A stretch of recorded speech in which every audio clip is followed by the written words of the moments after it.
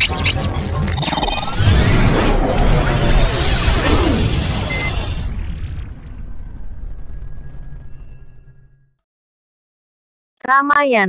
Kanda 6, Yuda Kanda, pembangunan jembatan. Nala berdiri dengan sebuah senyum di bibirnya dan Rama menjadi ingin tahu apa gerangan yang membuat Vanara yang satu ini gelisah.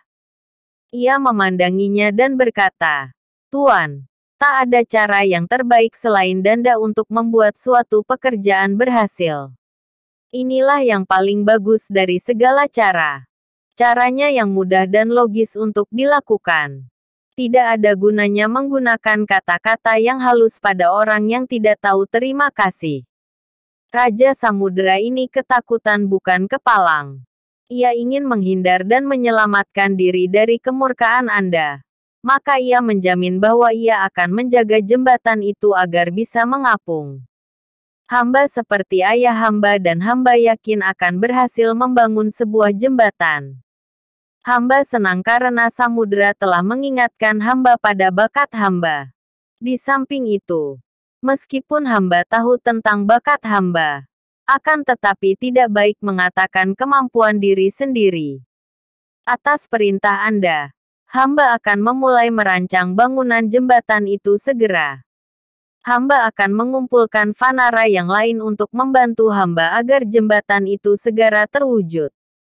Petik 2. Rama senang mendengar kata-kata Nala dan kerendahan hatinya. Ia segera memberikan instruksi untuk merancang jembatan itu. Sesuai dengan instruksi dari Nala, para kera mulai mengumpulkan segala hal yang diperlukan untuk jembatan itu. Pepohonan di sekitarnya semua dicabuti dan dipasang di pinggir pantai. Puncak-puncak pegunungan dipangkas. Batu karang yang sebesar gajah ikut diangkut oleh para Vanara itu dan bagi mereka, kelihatannya pekerjaan amat menyenangkan. Mereka bekerja di bawah perintah Nala. Suara-suara yang mereka timbulkan menggema ke langit. Hanuman kemudian bergabung dengan mereka karena ia ingin melayani Rama dengan membantu pekerjaan para kera. Terkadang ia melemparkan sebuah batu karang dan Nala menangkapnya. Demikianlah seterusnya. Di hari pertama jembatan sudah selesai 14 yojana. Di hari berikutnya 20 yojana. Akhirnya jembatan itu selesai dalam waktu 5 hari. Dan akhirnya Gunung Sufela menutup ujung jembatan itu.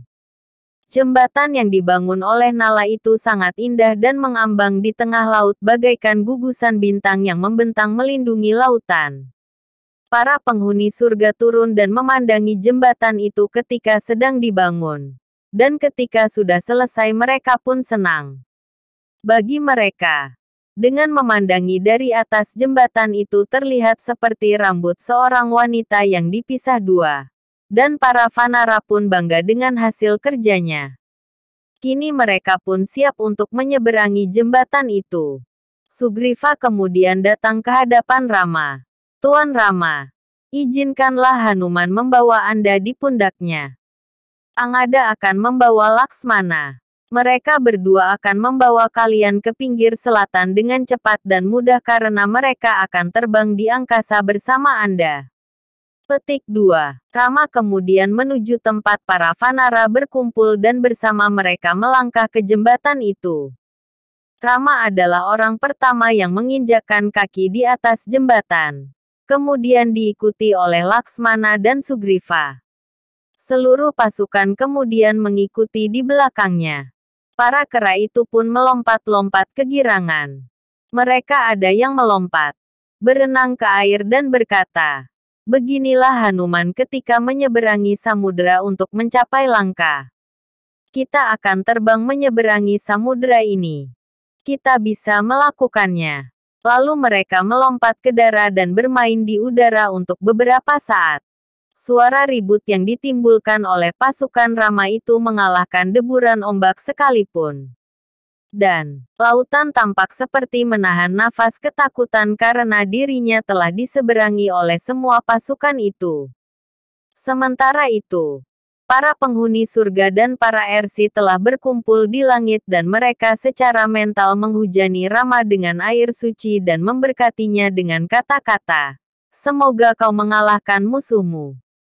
Semoga kau memerintah dunia selama bertahun-tahun."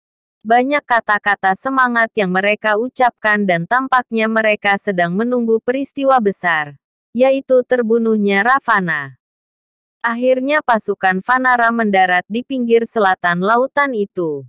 Rama yang mahir dalam membaca bahasa firasat dan pertanda lalu memeluk adiknya dan berkata, "Perintahkanlah pasukan berkemah di sini karena di sini banyak terdapat gua dan buah-buahan yang berlimpah." Dari pertanda yang terlihat, aku membaca bahwa ada sebuah bencana besar yang menunggu untuk terjadi. Keluar dari rahim sang waktu. Bencana itu menyebarkan kehancuran di pihak para raksasa dan juga para Vanara dan beruang kita. Angin yang berhembus ke arah kita penuh dengan debu dan bumi seolah terguncang. Puncak-puncak pegunungan juga tampak bergetar dan pepohonan jatuh ke tanah. Suara awan tampak menakutkan dan gerimis darah mulai berjatuhan. Sinar matahari di senja menjelang malam berwarna kemerah-merahan dan menakutkan dan matahari tampak seperti bola api yang menyala. Bintang-bintang mengeluarkan suara yang memilukan dan wajah mereka pun menghadap ke arah matahari. Lihatlah bintang-bintang yang bermunculan satu persatu. Laksmana. Dan mereka tampak seperti tertutupi debu. Laksmana. Itu berarti bahwa bumi akan segera dihancurkan. Burung gagak dan Raja Wali berputar-putar di udara dan membuat suara-suara yang tidak mengenakan hati.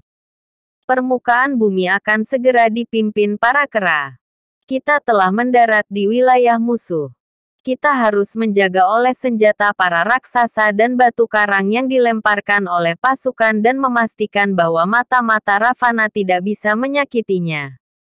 Mari kita bersiap untuk segera menduduki wilayah mereka. Petik 2. Rama berjalan memimpin di depan pasukan dan ia melangkah menuju Langka. Vibhisana dan Sugriva merasa pasti dengan keberhasilan mereka dan mereka pun terlihat bahagia. Rama melihat banyak Vanara dalam tentaranya dan mereka terlihat sangat bahagia. Mereka telah datang untuk membantunya dan mereka tampak amat senang. Rama pun merasa tersentuh oleh pengabdian mereka dan hatinya pun penuh rasa syukur dan terima kasih kebahagiaan dan rendah hati oleh begitu besar pengabdian dan cinta tanpa pamrih dari para Vanara itu. Ditulis ulang oleh Kamala Subramaniam.